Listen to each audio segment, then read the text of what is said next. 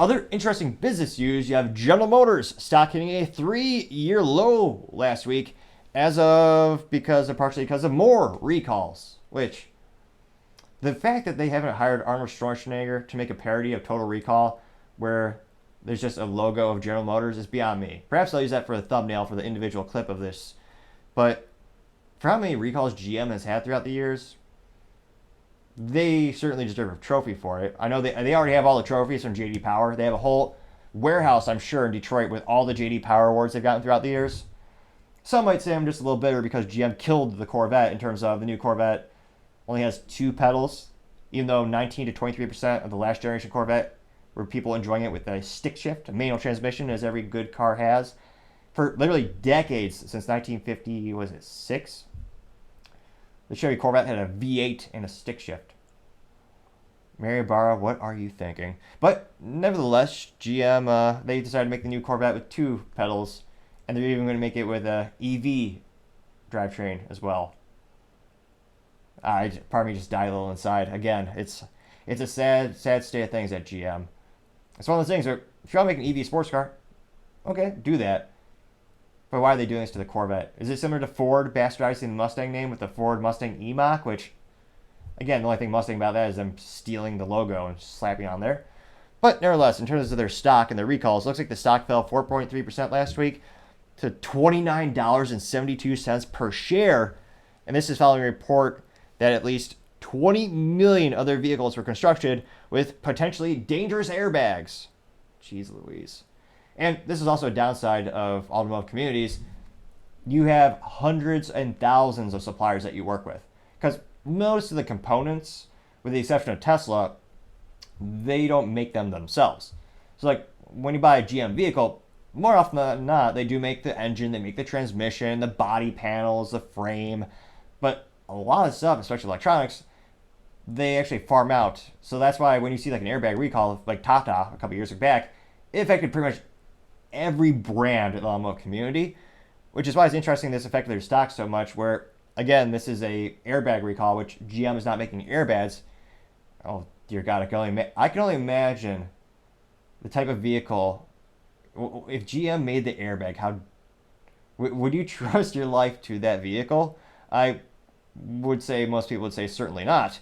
But interestingly enough, it looks like this one is 20 million units. Jeez Louise. And it's fascinating with the UAW strike going on where they're demanding 40% raise. Well, I guess now they've acquiesced to, I believe they're, 30% raises in addition to a bunch of things that subsequently was a contributing factor to why GM went bankrupt in 2009. Same with Chrysler. Ford, by the skin of their teeth, did not go bankrupt, partially because of very fortunate timing on the loan that they took out before the 2008 recession. Now, of all the arguments for people saying CEOs and executives are overpriced, they always compare it to the salaries and the wage earners of the average employees, which, again, it's apples to oranges comparison. It's a completely different job, completely different hours, completely different responsibilities, different acumen. You can't compare it. If you want to talk executive pay, I would say one of the good indicators that if you wanted to justify it for yay or nay would be the stock price, where I would actually argue GM CEO Jim Farley is underpaid considering how well Ford has done with their stock price the past 3 years under his leadership as the CEO. He was previously the Ford president. Now with GM, I think if you could probably argue she might be overpaid because their stock past 5 years, it has not been great. It's been, I think it went up or down by like not even 2%. So not even consistent gains in the market.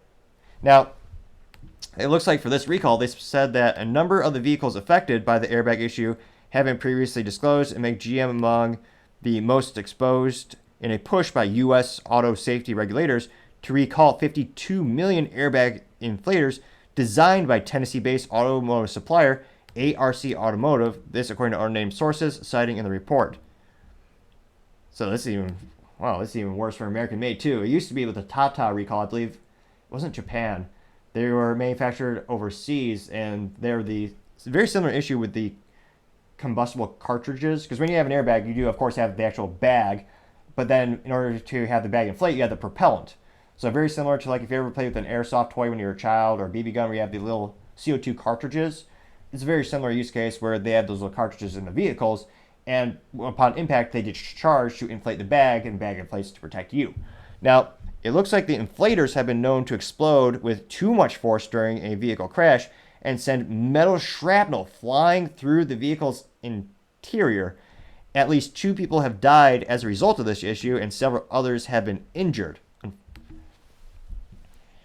So perhaps that is why there's a little bit more of a stock drop than usual for General Motors. That's quite a number of units that are going to be affected by this.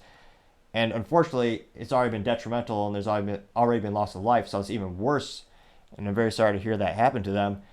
It'll be interesting to see, out of curiosity, how many of you would buy GM stock right now?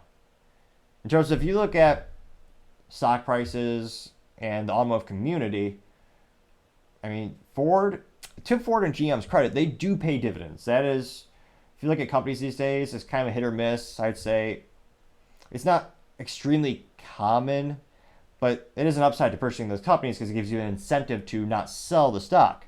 And it's basically them rewarding you for being a shareholder.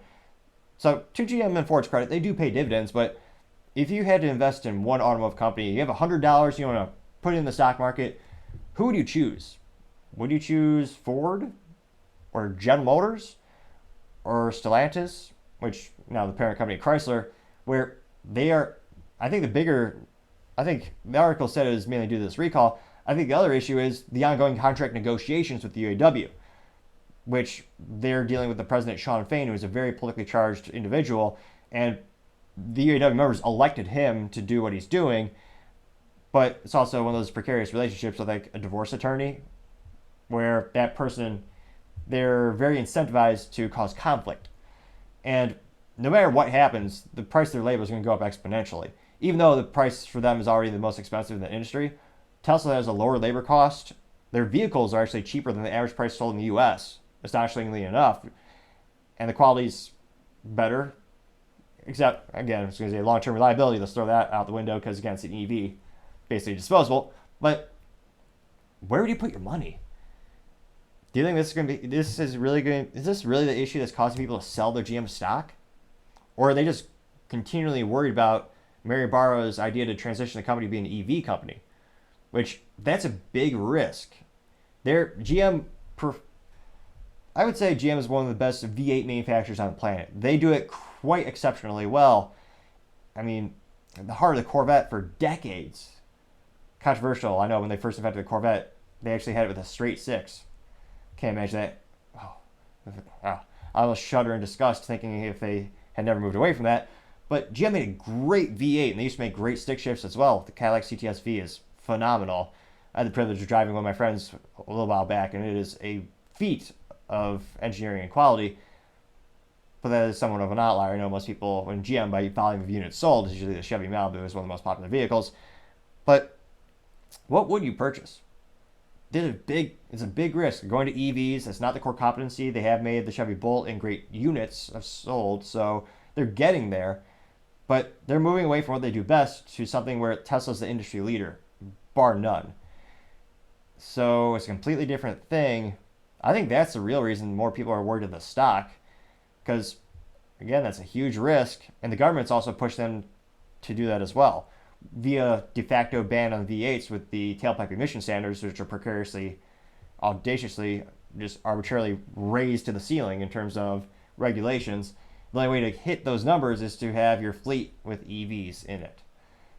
So they're kind of being pushed in that direction as well. Let me know, do you think they'll survive the transition? Mary Barra wants to have Cadillac be full EV by 2030, and she wants GM, the full fleet, to be full EV by 2035, which sounds far away, but in business, fiscal quarters, they go by quick. And some of these factories, some of these engineering ideas, they take years to actually perfect. So it'll be interesting to see, but for my 3 cents, I can't help but think that's probably the bigger reason the stock is dropping so much, because of all the uncertainty, and they're moving to a different business product, which they're not yet known for being an industry leader for. It'll be interesting to see. Out of curiosity, let me know in the comments, where would you put your money? You got $100, where are you going to throw it in the stock market if it has to be an automotive company? It'll be interesting to see, but as I always say, time shall tell. Thank you again, everyone, for taking the time to tune in today. I know it's ambitious, trying to get to 4,000 subscribers by the end of October. So if you can click that button, I would greatly appreciate it. Also, the comments are greatly appreciated, even if it's a critique. I appreciate that because that's how I want to make the show better and better together. Also, a like click does help the channel out as well. And apparently with the YouTube algorithm, perhaps that'll help the videos get shared more and more. But also, equally as important, don't forget to please take the time to tell your family, tell your friends, tell your coworkers, heck, tell your enemies, tell anyone and everyone. Just stay safe and fight the good fight.